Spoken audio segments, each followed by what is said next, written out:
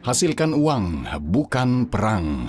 Slogan ini semakin menjadi moto tidak resmi sebagian elit Washington yang berupaya membangun arsitektur keamanan Eropa di atas fondasi jaringan hubungan bisnis baru dengan Federasi Rusia.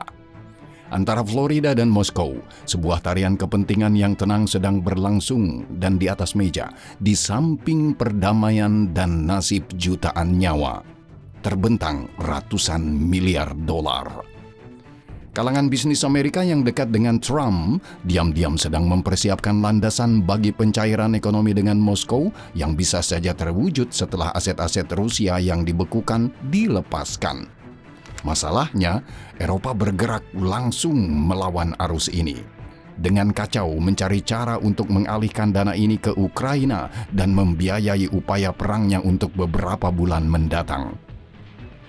Sementara itu, Ukraina yang berdarah-darah di medan perang, selain menyerang kilang-kilang minyak Rusia, telah beralih ke pembalasan di laut, menargetkan kapal-kapal tanker yang membentuk armada bayangan Rusia yang berdampak pada pasokan minyak Rusia melalui serangan kilang dan permintaan global untuk komoditas itu sendiri melalui gangguan armada. Mari kita bahas lebih lanjut.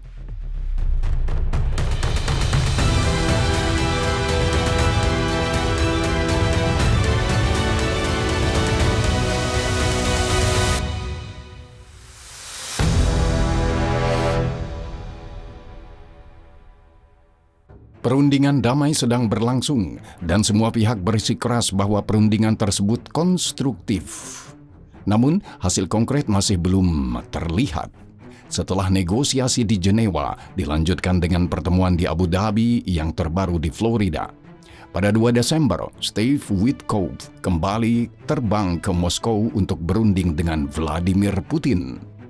Ia bepergian sebagai perwakilan pemerintah Amerika Serikat meskipun percakapannya dengan Yuri Ushakov bocor dan memalukan, di mana ia sebenarnya menasihati pihak Rusia tentang cara menyampaikan rencana Ukraina kepada Trump.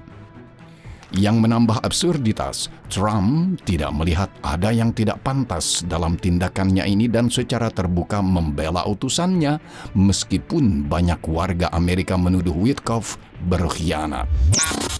Motivasi di balik tindakan Witkoff, Kushner, dan secara lebih luas, Trump telah menjadi bahan spekulasi yang terus-menerus. Dalam artikelnya Make Money Not War, Wall Street Journal menggambarkan pengejaran keuntungan yang patologis. Perundingan yang kini kontroversial antara Witkoff, Jared Kushner, dan Kirill Dmitriev di Miami dilaporkan memiliki satu tujuan, untuk melewati aparat keamanan nasional Amerika Serikat yang tradisional dan meyakinkan pemerintah untuk memandang Rusia bukan sebagai ancaman militer, melainkan sebagai negara yang penuh dengan peluang. Tujuannya adalah agar perusahaan-perusahaan Amerika dapat memasuki pasar komoditas Rusia secepat mungkin sebelum pesaing Eropa terlebih dahulu. Trump, Witkoff, dan Kushner disebut-sebut percaya bahwa bisnis akan menjamin perdamaian yang paling langgeng dan bahwa di sepanjang jalan, perusahaan-perusahaan Amerika harus mendapatkan keuntungan sebagai kompensasi atas kontribusi mereka terhadap upaya perang. Hubungan diam-diam antara sebagian komunitas bisnis Amerika Serikat, paling sering tokoh-tokoh yang terkait dengan Trump, dan mitra Rusia ini telah berlangsung di balik layar selama beberapa waktu. Surat kabar tersebut merangkum rangkaian peristiwa ini menjadi satu narasi.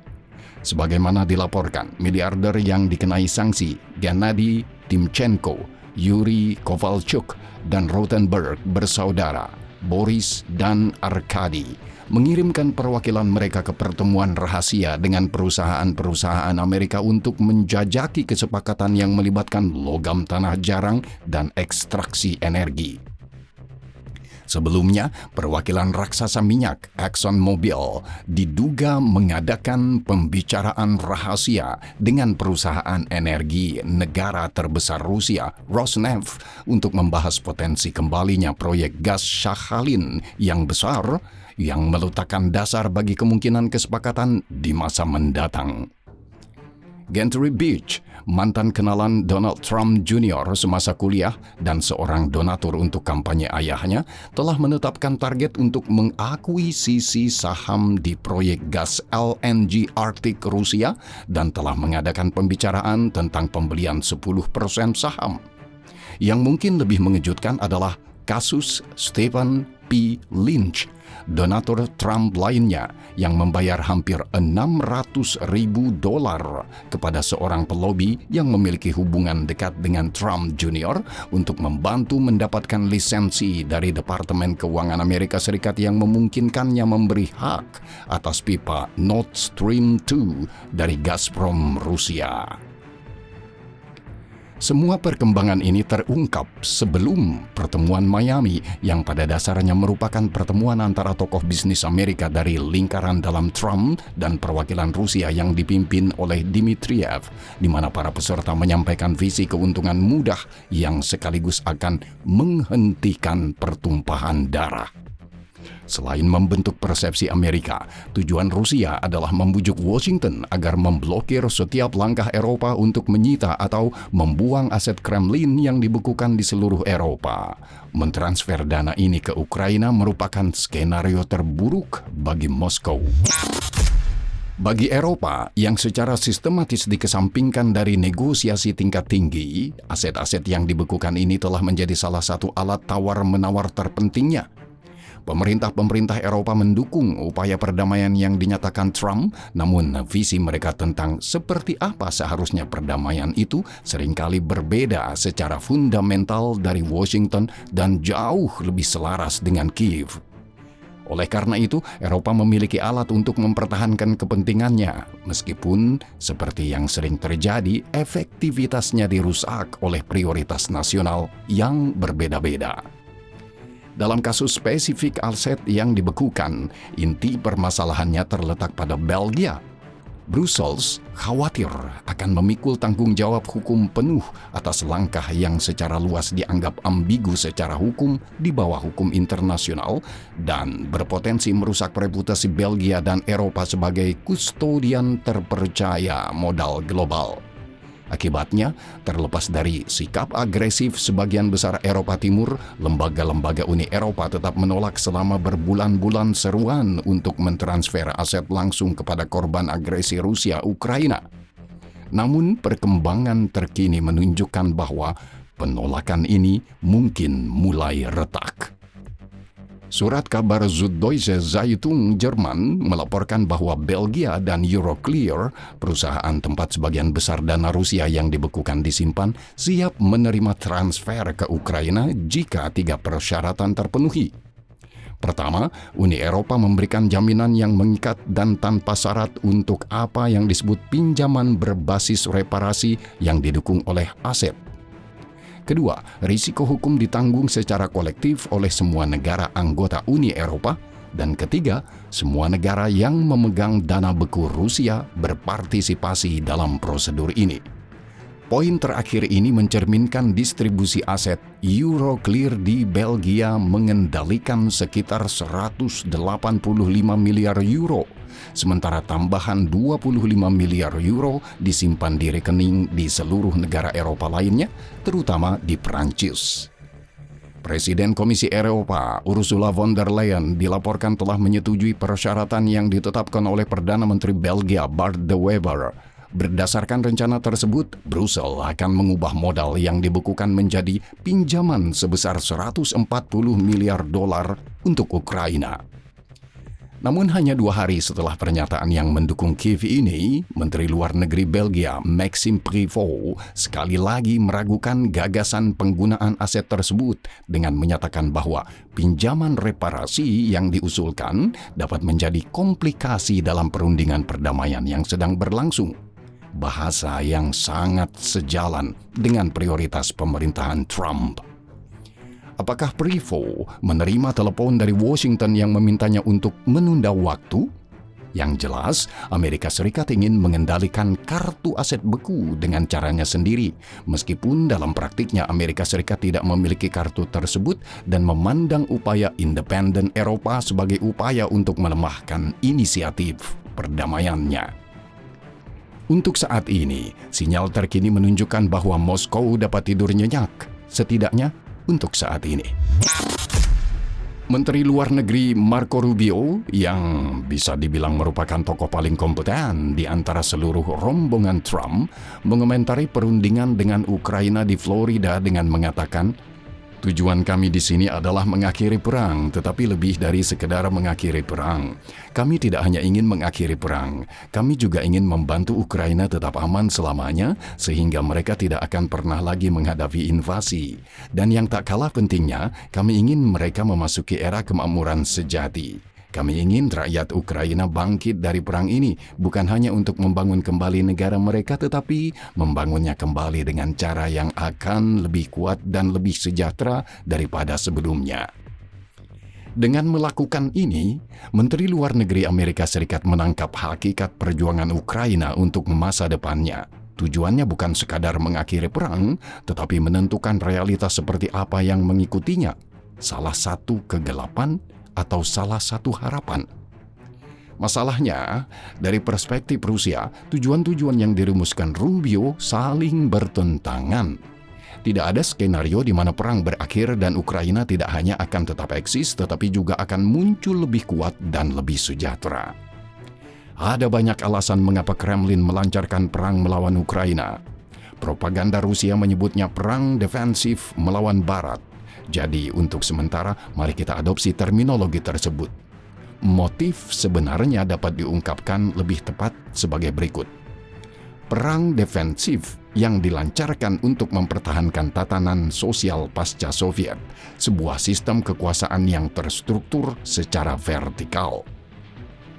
Dengan kata lain, Kremlin mempertahankan model pemerintahannya, sebuah model yang akan sangat dirusak jika Ukraina memulai apa yang disebut jalur barat yang dicirikan oleh tatanan masyarakat yang berbeda. Moskow khawatir dan terus khawatir bahwa jika Kiev mengikuti jalur ini, ia akan dengan cepat memperoleh kekuatan tidak hanya secara militer tetapi terutama secara ekonomi.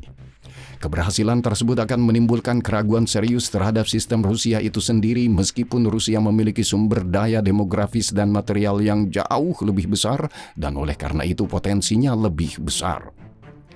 Jika ternyata model Barat melayani bangsa yang bersaudara baru-baru ini, bangsa Slavia, seperti retorika Moskow lebih baik daripada sistem Rusia sendiri, hal itu akan memicu pertanyaan-pertanyaan yang sangat tidak nyaman yang tidak dapat dijawab Kremlin kecuali dengan kebenaran yang brutal bagi orang Rusia. Ya, semua ini terjadi atas biaya Anda. Tantangan semacam itu bisa menjadi ancaman eksistensial, tidak hanya bagi Kremlin tetapi juga bagi seluruh tatanan negara yang berpusat di Moskow. Secara historis, Rusia tidak pernah berhasil mengorganisir dirinya sendiri di sekitar apapun selain vertikal kekuasaan yang kaku dan hierarkis, dibangun di atas seorang otokrat kuat yang memimpin para baron lokal yang semuanya dipenuhi kekerasan dan sebagian besar berdiri di luar aturan hukum.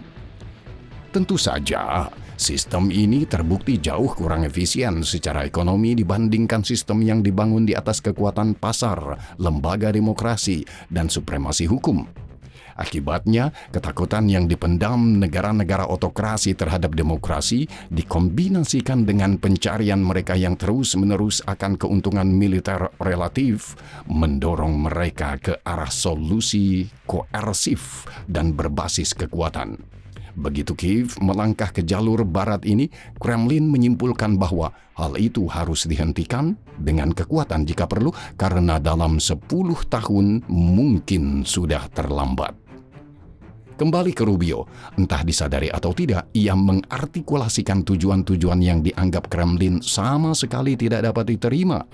Dan itulah mengapa hanya sedikit pengamat yang percaya bahwa kesepakatan potensial apapun dapat menghasilkan perdamaian abadi. Rakyat Ukraina sepenuhnya menyadari kenyataan ini. Hampir tanpa terkecuali, mereka memahami bahwa perjanjian damai, sekalipun telah tercapai, tidak menjamin sesuatu yang langgeng. Sebuah suara yang menonjol dan sangat bergema dalam isu ini datang dari seorang tokoh yang agak tertutup debu, namun bisa dibilang masih merupakan tokoh paling terpercaya di Ukraina. mantan Panglima tertinggi Valery Zaluzhnyi, kini menjabat sebagai Duta Besar Kiev untuk London. Zaluzhnyi baru-baru ini menerbitkan sebuah esai di The Telegraph yang mengutip pepatah lama Karl von Clausewitz bahwa perang adalah kelanjutan kepentingan politik dengan cara lain. Zaluzhnyi mengingatkan para pembaca bahwa bagi Moskow kepentingan ini hanyalah penghapusan Ukraina sebagai negara merdeka. Ia berpendapat bahwa perang tidak akan berakhir dengan pendudukan seluruh wilayah Donetsk, tetapi hanya ketika kondisi untuk mencapai keruntuhan Ukraina di bidang militer, ekonomi, dan politik muncul secara bersamaan. Perang tidak selalu berakhir dengan kemenangan satu pihak dan kekalahan pihak lain. Kami, rakyat Ukraina, berjuang untuk kemenangan penuh, tetapi kami tidak dapat menolak pilihan untuk mengakhiri perang dalam jangka panjang. Catat Zaluzhnyi. Perdamaian, meskipun hanya jeda sebelum konflik berikutnya, akan memberi Ukraina ruang untuk reformasi, pertumbuhan ekonomi, dan perubahan politik. Tak satu pun dari hal ini yang revolusioner. Namun, esai tersebut terbaca sebagai sinyal politik yang jelas tentang niat Zaluzhnyi, pesan yang tak terucapkan sederhana. Saya ingin kembali dan menjadi presiden Ukraina. Penafsiran ini menjadi lebih kuat jika kita mempertimbangkan betapa diam-diam tetapi berulang kali Zaluzhnyi menyasar Presiden Zelensky dalam teks tersebut. Misalnya dengan mengingat bahwa pada tahun 2021, setahun sebelum invasi skala penuh, anggaran militer Ukraina dipotong alih-alih ditingkatkan, atau dengan menyinggung peran melawan korupsi yang sekarang meluas ke lingkaran terdekat presiden. Bersama rekan Zelensky, Timur Mindich, Zaluzhnyi juga menunjuk orang dalam lama lainnya, Andriy Yermak, yang sebenarnya adalah tokoh nomor 2 di negara Ukraina. Beberapa pengamat bahkan menggambarkan Yermak sebagai perantara kekuasaan yang sesungguhnya yang mengendalikan langkah-langkah Zelensky dari belakang. Dalam babak terbaru skandal korupsi ini, Badan Anti Korupsi Ukraina, NABU, menggeledah apartemen dan kantor Yermak pada 28 November. Hampir segera setelah itu, Yermak mengundurkan diri sebagai kepala kantor kepresidenan dan kepala negosiator dalam perundingan damai. Menurut media Ukrainska Pravda, setengah jam sebelum pengunduran dirinya, Yermak terlibat konfrontasi yang sengit dengan Zelensky yang diwarnai hinaan dan tuduhan satu sama lain. Kasus ini semakin mengikis kepercayaan publik terhadap Zelensky, kepercayaan yang sudah melemah akibat upayanya merebut kekuasaan atas NABU awal musim panas ini. Zelensky memenangkan kursi kepresidenan pada tahun 2019 dengan 73% suara.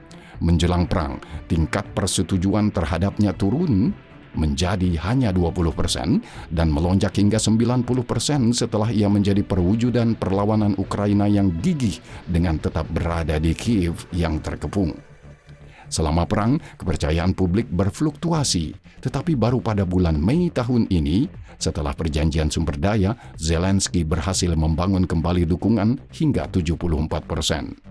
Namun setelah skandal NABU dan apa yang disebut Mindich Gate, tingkat persetujuannya dilaporkan turun 40 poin persentase dan kini hanya 20%. Menurut data dari Politarena, meskipun angka resminya belum dipublikasikan.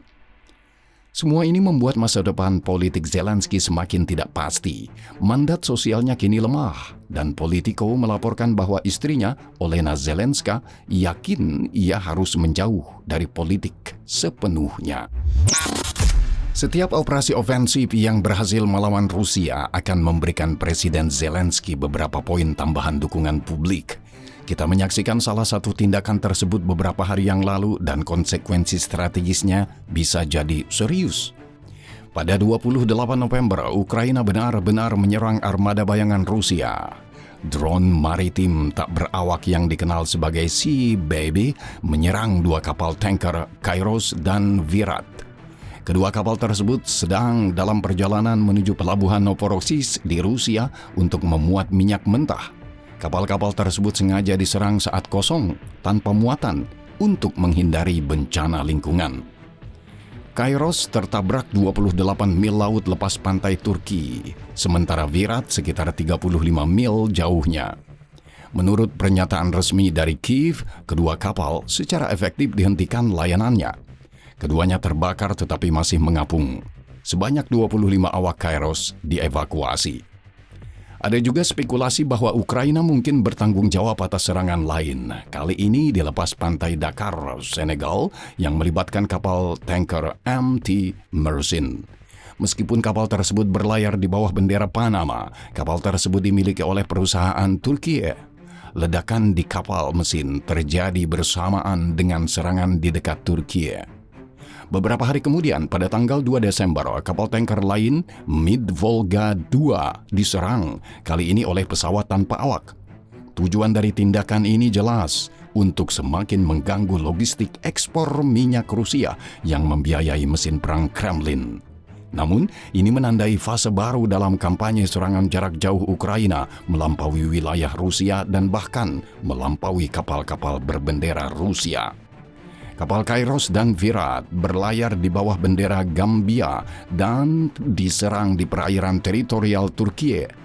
Kapal Mersin yang mengibarkan bendera Panama diserang lebih jauh lagi di lepas pantai Senegal.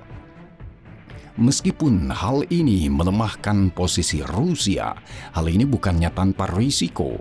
Para kritikus memperingatkan potensi reaksi keras dari negara-negara yang disebut kekuatan menengah seperti Turki atau India, serta bahkan dari negara-negara pro-Ukraina yang dapat terdampak secara langsung oleh kenaikan biaya pengiriman.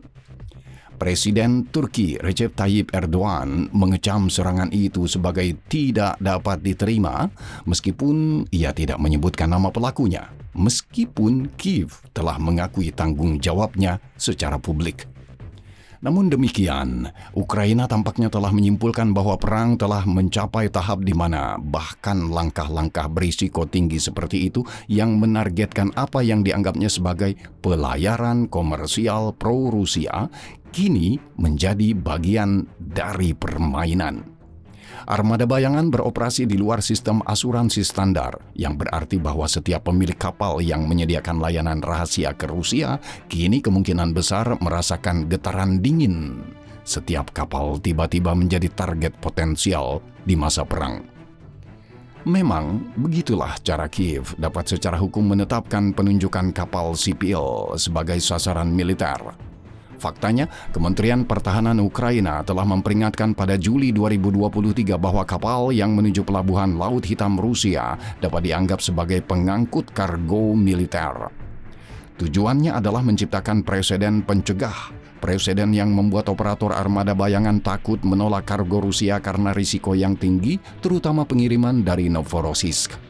Jika berhasil, Ukraina tidak hanya akan menyerang sisi pasokan minyak Rusia melalui serangan kilang, tetapi juga sisi permintaan, sehingga membuat pembeli enggan membeli minyak mentah Rusia sama sekali. Di rute Eropa, ekspor minyak laut Rusia hampir secara eksklusif mengalir melalui 3 pelabuhan, Terminal Baltik Primorsk dan Ust-Luga, dan Pusat Laut Hitam Novorossiysk. Gangguan terhadap koridor ekspor ini mengancam sebanyak 40 hingga 45% dari total ekspor minyak maritim Rusia. Ketika kita berbicara tentang serangan terhadap sisi pasokan minyak Rusia, penting untuk menyadari bahwa tren ini tidak menunjukkan tanda-tanda melambat. Menurut perhitungan Bloomberg, November dengan 14 serangan terpisah mencetak rekor sepanjang masa. Data dari pelacak Woody Fitzwell yang kami andalkan untuk analisis ini tidak mengidentifikasi November sebagai bulan rekor resmi, tetapi data tersebut mengonfirmasi bahwa laju serangan tetap sangat intens. Fasilitas-fasilitas kembali diserang di lokasi-lokasi termasuk Saratov, Nizhnekamsk, Ryazan, dan Slavyansk. Yang menarik adalah model analitis Fitzwell, sebuah algoritma sederhana namun efektif yang dirancang untuk memperkirakan dampak serangan Ukraina terhadap produksi minyak Rusia secara langsung atau real time. Dengan menggunakan kapasitas throughput kilang yang diketahui, menetapkan persentase kerusakan berdasarkan bukti visual sumber terbuka, dan menggabungkannya dengan variabel tingkat perbaikan yang diperkirakan sebesar 0,33% per hari, artinya fasilitas yang rusak 100% akan membutuhkan waktu sekitar 333 hari untuk pulih sepenuhnya. Model ini melacak seberapa banyak kapasitas produksi Rusia yang tetap offline pada saat tertentu. Hingga 2 Desember, angkanya melebihi 30%, berarti lebih dari 2 juta barel per hari kapasitas dihentikan operasinya. Konsekuensinya sudah sangat nyata. Keuntungan Rosneft kini 10 kali lebih rendah dibandingkan tahun lalu. Tekanan ekonomi terhadap Rusia terus meningkat dan tanda-tanda stres terlihat jelas di mana-mana. Optimisme industri telah merosot kembali ke titik terendah era pandemi dan krisis. Sejak awal tahun 2025, jumlah kredit pemilikan rumah atau KPR bermasalah telah meningkat secara eksponensial. Di saat yang sama, negara secara agresif meminjam dari warganya sendiri melalui penerbitan obligasi pemerintah secara massal. Namun, Kremlin yakin perekonomian akan tetap bertahan, tidak seperti yang mereka anggap sebagai memburuknya ketahanan pasukan Ukraina di garis depan. November, faktanya, merupakan salah satu bulan tersulit bagi angkatan bersenjata Ukraina. Menurut Deep State, pasukan Ukraina kehilangan sekitar 500 km persegi wilayah selama bulan tersebut. Sementara itu, Rohan Consulting memperkirakan kerugian hingga 700 km persegi, hasil terburuk dalam hampir 2 tahun, terutama disebabkan oleh kemunduran di sekitar Huliae Pole. Oleh karena itu, tekanan pada kedua belah pihak sangat besar. Masing-masing pihak tampak mendekati batas kapasitasnya untuk mempertahankan perang, yang berarti upaya diplomatik Amerika bukannya tanpa peluang keberhasilan. Ukraina tampaknya bersedia menerima konsesi yang signifikan, tetapi bukan kapitulasi yang, sebagaimana telah disebutkan sebelumnya, tetap menjadi tujuan politik Kremlin. Menilai ketahanan ekonomi secara akurat jauh lebih sulit daripada melacak dinamika garis depan. Oleh karena itu, keseimbangan indikator menunjukkan bahwa alih-alih menerima rancangan penyelesaian damai apapun, Moskow lebih cenderung mengulur waktu, terus maju meskipun kemerosotan ekonomi negara itu semakin dalam. Mengalihkan aset Rusia yang dibekukan melalui Brussels ke Ukraina akan memberi Kiev ruang bernafas ekonomi yang berharga. Namun, masalah inti tetap belum terselesaikan. Kekurangan tenaga infanteri di garis depan.